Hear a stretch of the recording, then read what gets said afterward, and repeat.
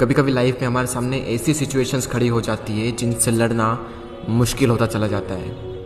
हालात हमारे कुछ ऐसे हो जाते हैं मानो सब कुछ खत्म हो गया हो। दूर दूर तक सिर्फ अंधेरा ही अंधेरा दिखाई देता है।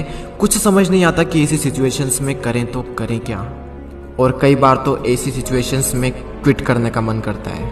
हालात चाहे तुम्हारे कैसे भी क्यों ना हो, एक बात तो तय है कि ये वक्त अभी गुजर जाएगा। चाहे अच्छा वक्त हो या फिर बुरा वक्त, गुजर जाएगा। लेकिन एक बात हमेशा याद रखना कि जिंदगी में कुछ भी कर गुजरने की अपॉर्चुनिटीज सिर्फ इसी वक्त में मिलती है, अगर उस सिचुएशन में क्विट ना किया जाए तो। क्योंकि विनर्स जो होते हैं वो कभी भी क्विट नहीं करते, और जो क्विट करते हैं वो कभी भी विनर्स नहीं बनते। आप क्या चाहते हैं, एक एवरेज लाइफ या फिर एक स्टैंडर्ड लाइफ? जब आप सड़क पर निकलो तो लोग आपको इग्नोर करें, या फिर जब आप सड़क पर निकलो तो हर इंसान की नजर आप पर हो?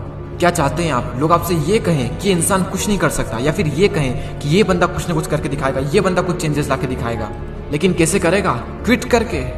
मर जाना, लेकिन क्विट मत करना। चाहे परिस्थिति कितनी भी विपरीत क्यों ना हो, कभी भी क्विट मत करना। आपका समय आज बुरा है, कल और बुरा होगा, लेकिन परसों आपकी जीत होगी। लेकिन सिर्फ शर्त इतनी सी है कि आप उस सिचुएशन में टिके रहो और क्विट ना करो। ये प्रकृति चाहती है कि हम इन परिस्थितियों से लड़े, संघर्ष करें, ताकि हम और मजबूत बन सके। क्योंकि ये परिस्थितियां आती है हमें मजबूत बनाने के लिए, ना कि हमें कमजोर बनाने के लिए। ये प्रकृति चाहती है कि आप और कामयाब बने, इसलिए आपके साथ कुछ न कुछ बुरा होता रहता है। और ना सिर्फ आपके साथ, बल्कि इस दुनिया में मौजूद हर इंसान के साथ हर समय कुछ न कुछ बुरा होता रहता है। ये प्रकृति का नियम है, हम इसमें कुछ नहीं कर सकते। हमारा क्या कर्तव्य है? हमें सिर्फ इतना सा करना है कि टिके रहना है, चाहे परिस्थिति कैसी भी हो। मैं आपको एक छोटी सी कहानी बताता हूँ। एक बार एक बायोलॉजी के टीचर्स अपने स्टूडेंट्स को एक तितली के बारे में बता रहे थे, और उन्हें वे ये प्रैक्टिकली दिखा रहे थे कि खोल में से तितली कैसे निकलती है। और वो टीचर ये कहकर चले गए कि कोई भी स्टूडेंट्स उस तितली की मदद नहीं करेगा। वहाँ पर जितने भी स्टूडेंट थे वो ध्यान से उस खोल में से तितली को निकलते हुए देख रहे थे। तभी एक स्टूडेंट को उस पर दया आ गई और उसने उस तितली की मदद की उस खोल से बाहर निकलने में, और सफलतापूर्वक वो तितली उससे बाहर निकल गई। और उस स्टूडेंट की वजह से उस तितली को कोई संघर्ष नहीं पड़ना पड़ा, कोई ज़्यादा मेहनत नहीं करनी पड़ी उस खोल से बाहर निकलने में। लेकिन वो तितली थोड़ी ही देर में मर गई। जब टीचर वापस लौटे तो उन्हें पूरी घटना मालूम हुई। तब उन्होंने अपने स्टूडेंट को बताया कि वो तितली जब संघर्ष करती है तो उससे उसके पंखों को मजबूती मिलती है। यही प्रकृति का नियम है। उस तितली की मदद करके उस स्टूडेंट ने उस तितली को संघर्ष करने का मौका नहीं दिया, और यही परिणाम हुआ कि वो तितली मर गई। संघर्ष ही जीवन है, संघर्ष ही आपको मजबूत बनाता है। इंग्लिश में कोट से नो पेन नो गेन। संघर्ष तो करना पड़ेगा, चाहे कुछ भी हो जाए, और इसमें कोई बहाना नहीं, नो एक्सक्यूजेस।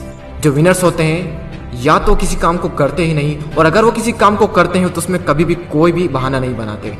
और जो लूजर्स होते हैं वो किसी भी काम को करेंगे तो हर किसी में बहाना बना देंगे। अगर वो चाहें तो बहाना बनाने पर पूरी एक बुक लिख सकते हैं। मेरी तो किस्मत ही खराब है, मेरे साथ ही ऐसा क्यों होता है, मेरी एज बहुत कम है, मेरी हाइट बहुत कम है, मैं काला हूँ, मैं सुंदर नहीं हूँ, लोग मुझे पसंद नहीं करते, मैं ज़्यादा पढ़ा लिखा नहीं हूँ, मेरे पास टाइम नहीं है, मेरी आवाज़ अच्छी नहीं है, मेरे पास ये नहीं है, मेरे पास वो नहीं है, काश ऐसा होता, काश वैसा होता। देखो, जो जैसा है वो वैसा है। ना तो आज तक कुछ बदला है और ना ही कभी कुछ बदलने वाला है, तब तक जब तक कि आप अपने आप को नहीं बदल लेते। जब भी अंदर से ऐसी फीलिंग्स आए, जब भी बहाना बनाने का मन करे, अपने आप से जोर से चीख के चिल्ला के अपने आप से कहें नो एक्सक्यूजेस। कोई बहाना नहीं। जहां पर भी आप काम करते हैं, जहां पर भी आप पढ़ाई करते हैं, जो भी आपका वर्क प्लेस है, वहां पर कागज पर लिखकर चिपका दें नो एक्सक्यूजेस, कोई बहाना नहीं। मैंने भी अपने वर्क प्लेस पर ये लिख रखा है नो एक्सक्यूजेस, और आज से आप भी कसम खा लें कि कभी भी जिंदगी में बहाना नहीं बनाएंगे। आज आप लोग भी कमेंट में लिख कर जाएं नो एक्सक्यूजेस, ताकि मुझे पता चले कि कितने लोगों ने इस वीडियो को पूरा देखा। मैं आपसे मिलूंगा अगले वीडियो में। जय हिंद, जय भारत।